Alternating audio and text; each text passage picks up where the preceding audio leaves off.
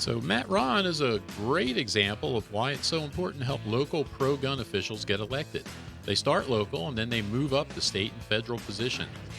Matt's the mayor of Temecula and is now running for state assembly. So more with Matt, maybe next.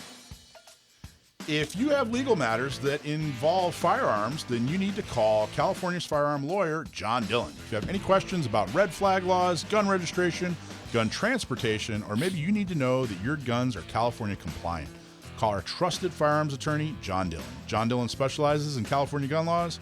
Call 760-642-7150 or visit his website at dillonlawgp.com. dillonlawgp.com. Truly, truly, truly one of the hardest working attorneys I've ever met. Very, very dedicated to the Second Amendment. I got to tell you, anytime I need a question answered, he's right there for me. He's extremely thorough. I get a call probably weekly.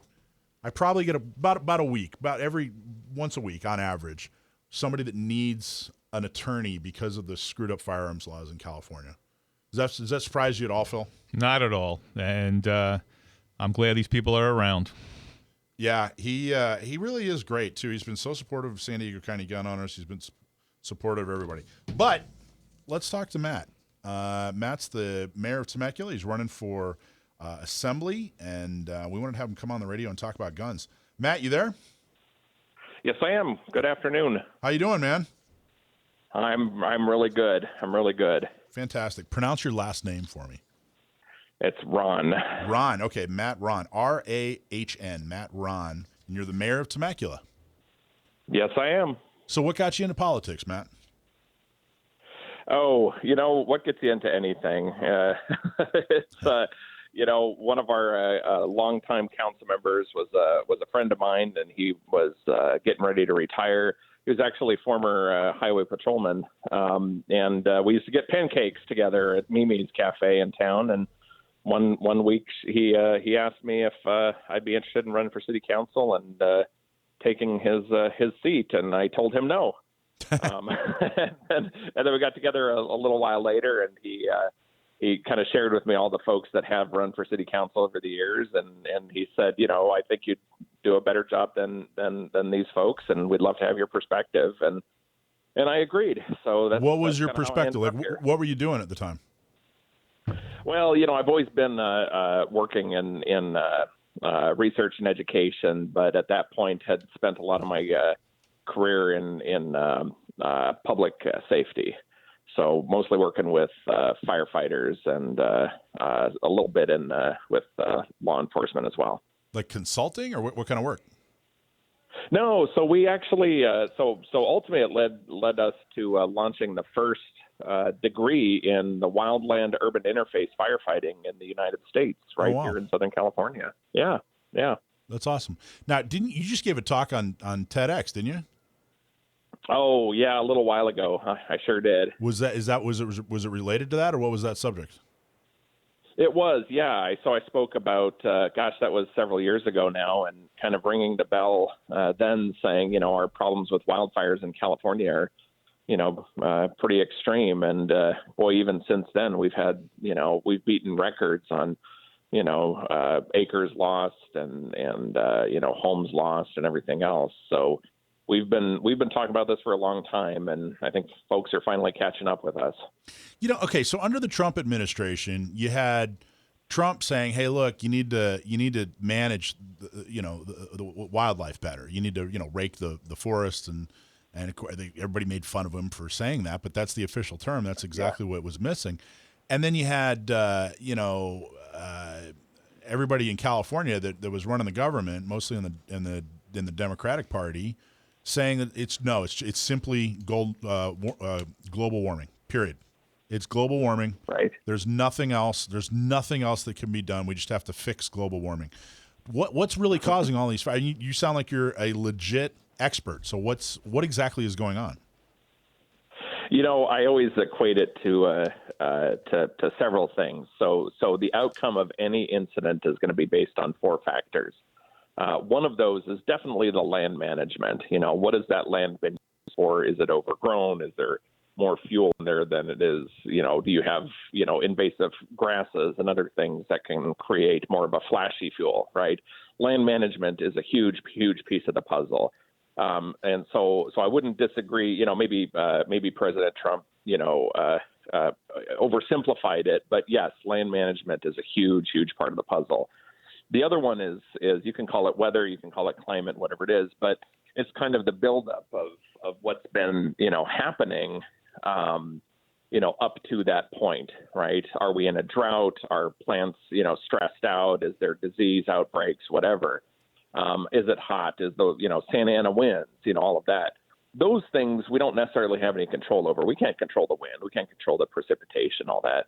Then the other two things that we do have direct control over are staffing and resources, right? How many firefighters do we have and how many resources, the different engines, the helicopter support, the tankers, bulldozers, all of those things play a very important role in determining the outcome of an incident. So you can't just look at one and say you've solved the problem. So that's all. That's a very intelligent answer. It's a very intelligent, thorough answer. And I feel like that's going to serve you really well going into the assembly. I mean, that sounds like something the state government should be able to fix, especially when starting from the legislature. Is there more the legislature should or could be doing? Oh, absolutely. And a lot of it just has to do with just the state of California alone is responsible for around 31 million acres of wildland area. And we call it the state responsibility area, 31 million acres. I mean, when you start thinking about having to manage, that much land, it seems insurmountable, right? But I always tell folks, where we are today here in California is the result of 150 years of bad decision making, right? If you go back just to the 1970s, nationwide, we only burned about 3 million acres a year total. Today, California last year had one fire that exceeded 1 million acres all on its own. So these are just decisions that we've made over the years, whether it's, watershed management, whether it's, habitat protection, whatever it is. And we've decided that we're going to stop timber harvest and we're going to stop all of these practices that we had been doing for generations and all of the fuel built up around that. And then at the same time, we decided, hey, what we're going to do is we're going to put 5.1 million homes intermixed in this high risk area as well.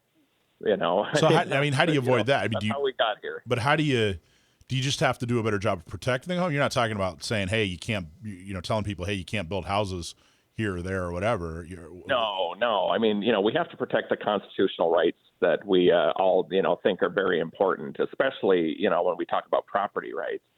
But it just means that we have to do things more wisely, right? I think the one thing that I would say is we don't have a code and a standard that is at the level that addresses the kind of fires we experience today, right? We just haven't been we're always sort of behind the curve, it seems like. So there's a lot of work that needs to be done, not just as far as the resources and the staffing, but also our code, how we develop, what materials we use, all of that needs to vastly improve. Now, is there like a state or an area of a state out there that you can that you can compare, that you can say, hey, if California had done what XYZ area or state had done over the last 20 years, then it wouldn't be as bad. And you can tell because you can compare, and they have fewer fires or they handle them better. Is there a comparison like that, or is California just too unique? Believe it or not, I would argue that California is much farther along. So you go back all the way to 1991 when the Oakland Hills fire happened. And it was a devastating incident, right? The number of homes lost and lives lost. But it only burned, I think it was less than 3,000 acres total. And on our scale today, that's a small incident, right? And I think that was just the first real look at how our state is changing. And it was, a little over a decade later that we have, the Cedar Fire in San Diego in 2003, exceeding every, record that we had at that point. and it reached close to 250,000 acres, and now that isn't even in the top 10 largest fires in California's history, right? But I would say that California is far in front of this because it's been experiencing it much longer. I was just at a meeting in Las Vegas last week with the International Association of Firefighters and people from all over the country. And, even Boston has experienced, fires now, and they're trying to figure out how to deal with wildland fires.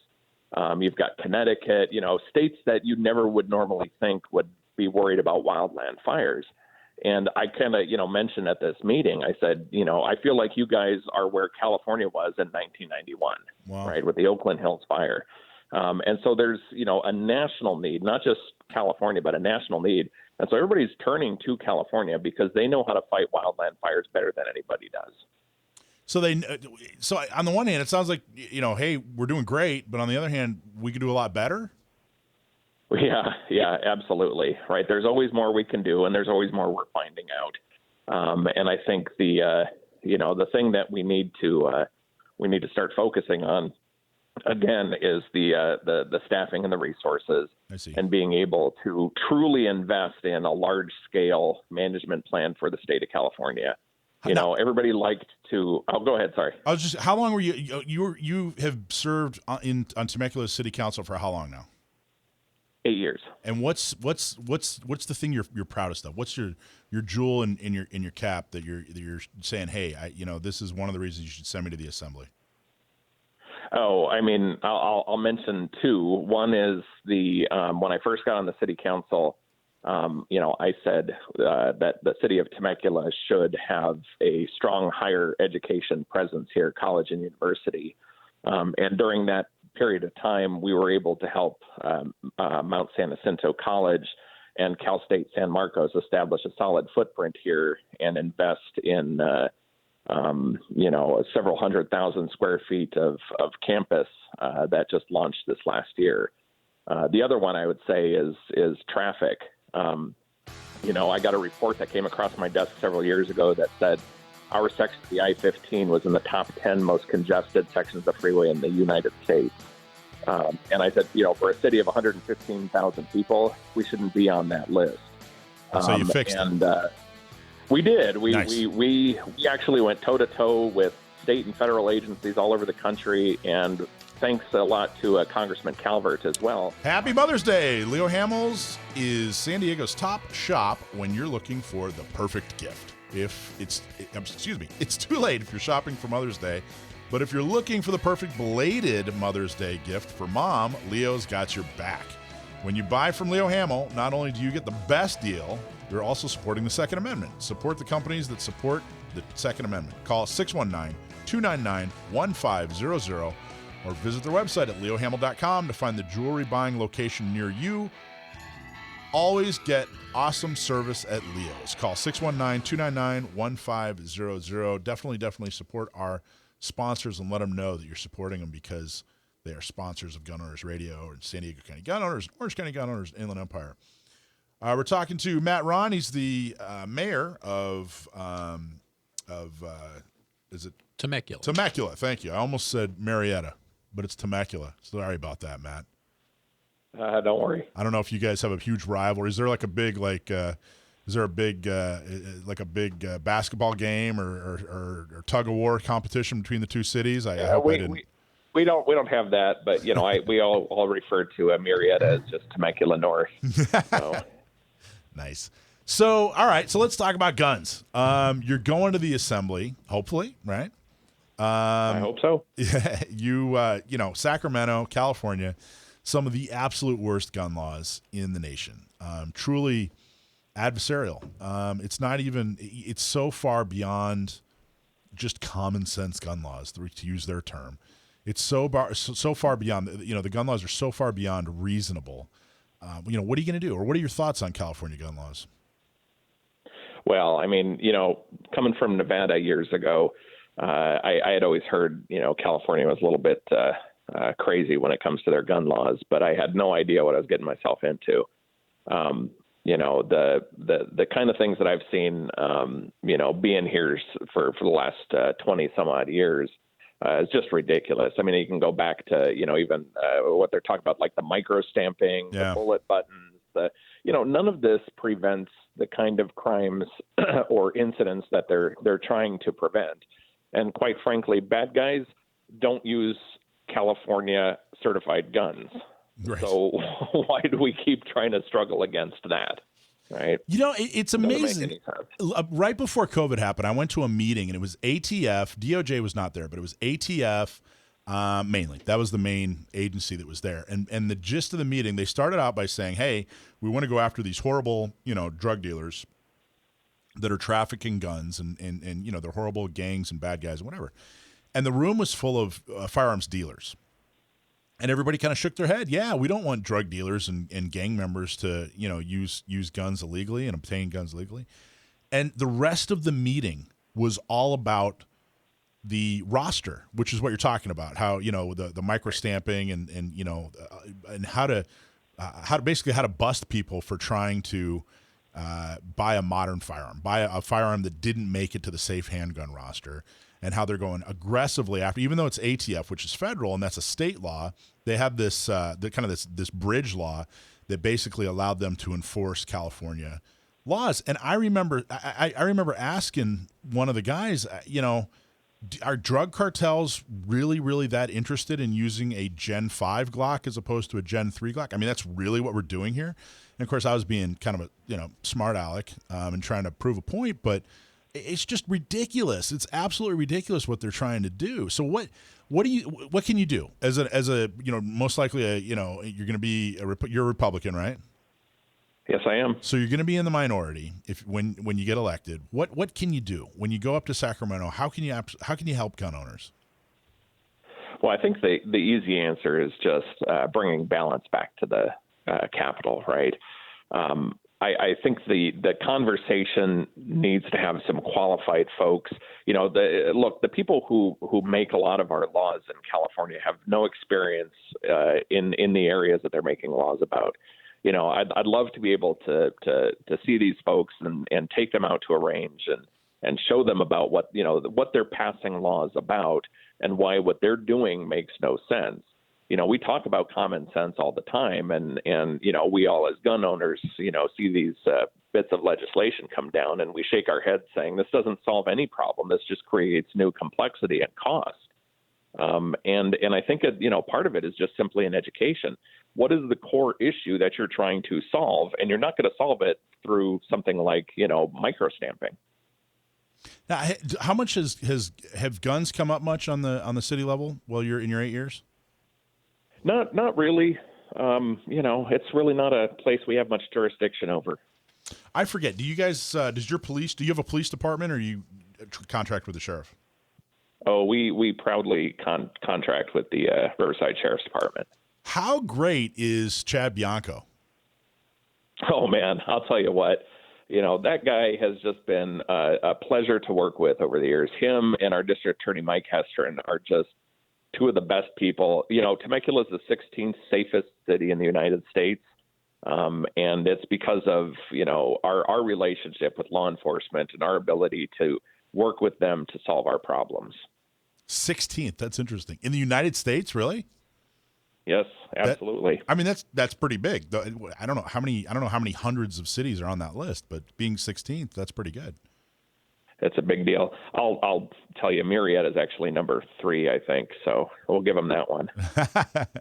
You should be more concerned with who's 15, and you should send a bunch of people over there to, I don't know, do some graffiti or pick pockets or something, and see if you can pull ahead. Right, little by little. So you guys don't issue on the city level. You don't have a police department. All your CCWs go through the county, and you guys, thanks to Sheriff Bianco, you guys have just had a huge growth in how many CCWs were issued. I think it was something like he's done something like 10,000 since he has been in the sheriff's seat. Do you think do you think the world's a better place the more sane, trained, law-abiding people have a CCW? I do. Yes. Talk about why. Yep, it's an easy. Well, look to the other states who aren't as restrictive as California or some of the other counties here. And if you want to talk apples to apples sort of comparisons, start looking at the actual data that are out there that talk about, how CCWs and different gun laws, can be beneficial to public safety in your communities.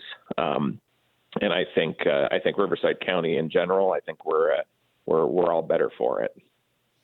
How did you come to these conclusions? Did you grow up around guns, or did you kind of come to this opinion, as an adult, or what formed your opinions on the Second Amendment and guns in general? Well, a little bit of both. I mean, family was in law enforcement. My brother's currently in law enforcement. Grew up around it. Grew up in Nevada, which definitely has a different character when it comes to firearms there. And just a different acceptance, different understanding. If you hunt and fish and you do all those other things, you just kind of grow up with it. Now, do you have? So, you're the front runner. Who are you running against, by the way? Is it an open seat?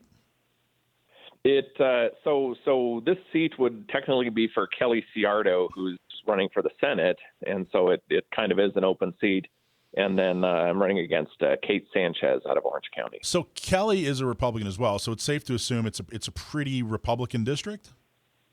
Very much so. Okay. Second highest in the state. So as long as everybody does what they need to do, which is donate to you and walk precincts for you and make phone calls for you, you're likely going to win. I hope so. Yep. Okay, good. So that's going to leave an opening in Temecula. Do you have somebody picked to that you're supporting to take your place, or how does that work? Yeah. So we have. So my seat would just sort of naturally expire at the end of this year, since my term is up. So if I don't rerun, it's going to be an open seat. The beautiful thing is the district that I'm in has some very qualified folks who have already sort of recognized that I might not be there next year, and have stepped forward. And there's one candidate in particular who I've been working closely with that very fond of. Who's that? Can't really release his name just yet. All right. Okay. So he's got to make some announcements himself. I don't want to ruin it for him because they don't. I think everybody will be. Temecula doesn't have a primary. He's whoever you're talking about. The race is going to be in November, so he hasn't announced yet. Okay, gotcha. And right. Honestly, being a part of the minority party, I think one of the most important things you can do, because it's going to be very hard for you to really pass any legislation. Any Republican, it's going to be very hard for them to pass any legislation up in Sacramento. And I think one of the most important things for the minority party members to do is fill the benches. Make sure that there are people that reflect your views, particularly on the Second Amendment, that are running for school board, running for the city councils and that sort of thing, and really truly supporting their campaigns. I don't know if, honestly, I think if I had one critique for the Republican Party, Joe, and only one critique, it would be that they don't do enough of that. They don't fill benches enough. Is that something that you'll concentrate on? I don't know. Maybe you've been doing it already. It sounds like you're already working with somebody to take your place, which is great. But is that something you can commit to? Oh, absolutely. I think it's something we're all very committed to. There's been a history of Republicans, unfortunately, during campaigns and elections, creating these sort of circular firing squads where we shoot at each other rather than, other folks. And so it weakens the party, weakens the candidates, and creates opportunity. We need to stop doing that, work together, and make sure that we put the best candidates forward that can win, and bring people back. Our fastest growing, population out there is the decline to state or independent voters. Yeah. And we need to give them a reason to come back. I agree. I got to tell you, our organization in San Diego and of course, Inland Empire and Orange, I have a lot of conversations with decline to state voters who left one or the other party, usually the Republican Party, but they left one or the other party because the party stopped standing for the hard things, for the things that they care about, the things that matter to them on a day-to-day basis. And of course, in my bubble, it's the Second Amendment. But I absolutely agree with you on that. It's decline to state is in a lot of areas is the second biggest party. So anyway, what's your website, Matt? It's runforassembly.com. RAHN for assembly.com. Thank you so much for being on the show. Check out his website. And, election's right on the corner, so please help him. And thank you so much, Matt. Appreciate it, bud. Thank you. Appreciate it. Thanks for watching this clip from Gun Owners Radio. You can watch us live every Sunday from 4 to 6 p.m. California time, right here on our YouTube channel, or if you're in the San Diego area, you can listen to us on 1170 a.m. We're also available on your favorite podcast platform for free. Don't forget to like and subscribe so that you can help restore and protect the Second Amendment, not just in California, but across the country.